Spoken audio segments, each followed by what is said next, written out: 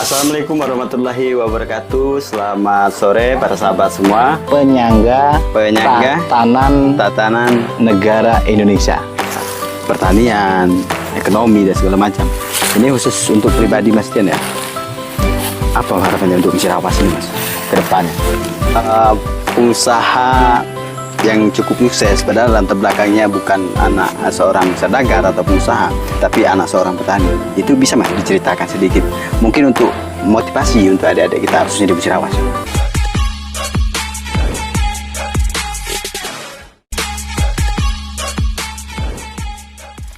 Baik Mas Tian, tadi udah banyak pertanyaan terkait permasalahan pertanian, ekonomi dan segala macam. Ini khusus untuk pribadi Mas Tian ya. Apa harapannya untuk Musirawas ini Mas ke depannya? Ya, kalau untuk berharap untuk Musirawas ke depannya ya. Satu, ya kita diciptakan Musirawas ini dari zaman kolonial. Adalah zona pertanian. Artinya kedaulatan petani ya tetap harus kita angkat. Ya harus kita perhatikan nasib para petani. Ya tadi masalahnya air harus segera diatasi, pupuk juga harus segera dipenuhi atau dicukupi. Itu yang pertama. Yang kedua, Musirawas ini kan juga sisi lain zona ekstrim peredaran narkoba. Ya kan? Ya Mas, betul. Makanya begitu saya mengetahui Musirawas ternyata tinggi sekali peminat narkobanya dan korban dari narkobanya, makanya kita kemarin, saya sendiri menghibahkan alat tes urin terhadap narkoba pada BNN. Ya, kita kasihkan ke BNN. Kalau nggak salah kemarin 1000 unit ya. Itu bentuk kepedulian saya untuk menyelamatkan generasi muda. Saya nggak mau nih adik-adik nanti ke depannya atau generasi Musirawas ini terjadi krisis generasi yang sehat. Nah, akhirnya apa?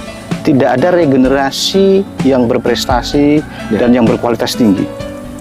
Kenapa? Karena kena pengaruh dari narkoba. Itu 2 poin. Poin selanjutnya ya, 1 tentang keamanan. Keamanan dalam hal ini kan dari tingkat Polri ya. Mungkin Polri juga agak susah ketika narkoba ini meningkat, otomatis kriminal juga akan naik. Efek atau dampak dari narkoba itu sendiri, 1, banyak curnak meningkat, curanmor juga meningkat, terus pencurian dengan kekerasan, rampok, garong, itu juga otomatis naik ya. Nah, ini perlu kolaborasi antara Polri dengan BNN. Kembali lagi, kita harus selamatkan Musirawas, kita harus selamatkan generasi muda. Dengan apa? Dengan menindak secara serius bagi pengedar narkoba. Kalau untuk pemakainya ya adik-adik yang korban itu ya saya sarankan untuk direhabilitasi.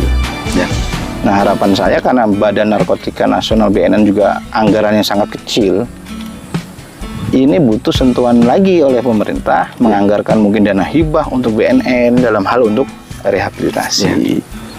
Nah, 2 poin itu saya pikir oke ya. Nah, yang lain-lainnya terkait peningkatan ekonomi, terus kayak stunting, itu akan mengikuti ketika ekonominya juga meningkat. Nah, sekarang bisa kita lihat banyak zona-zona pertanian beralih fungsi ke lain halnya ya. Dalam alih fungsi lahan.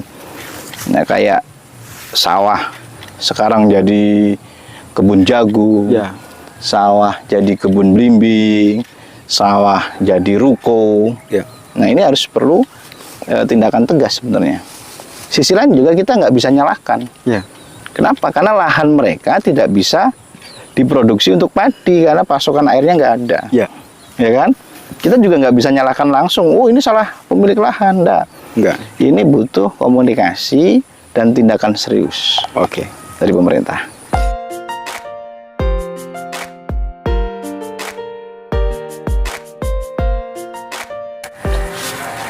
Apa saja yang menjadi masalah utama bagi para petani dan bagaimana cara pencegahannya? Masalah utamanya tetap ada di pembagian air. Ya. Jadi saya pikir kita harus bentuk tim satgas ya. Ya. Kalau bupati mungkin karena saking padatnya kegiatan sehingga nggak tercover. Oke. Nah saya pikir Forkopimda itu dilibatkan dalam hal pembagian air secara merata. Ya.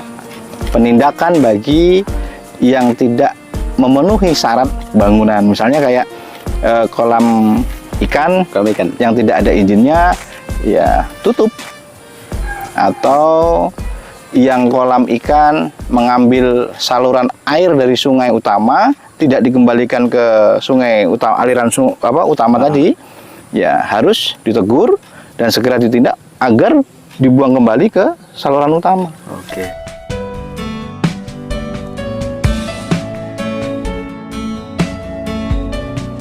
Bagaimana langkah strategis seharusnya diambil untuk mendongkrak perekonomian dan sektor pertanian? Artinya kita harus menciptakan keseragaman atau kekompakan dari petani kecamatan, antar kecamatan, itu harus dikoordinir. Kita harus menciptakan kekompakan dalam penanaman. Misalnya di bulan Mei serentak satu kabupaten Musirawas tanam padi. Oke. Ya kan? Akhirnya apa yang terjadi? Panen raya. Panen raya bareng. Ya kan? Bareng. Nah, akhirnya apa? Meningkat lagi stok volume padi kita. Ya.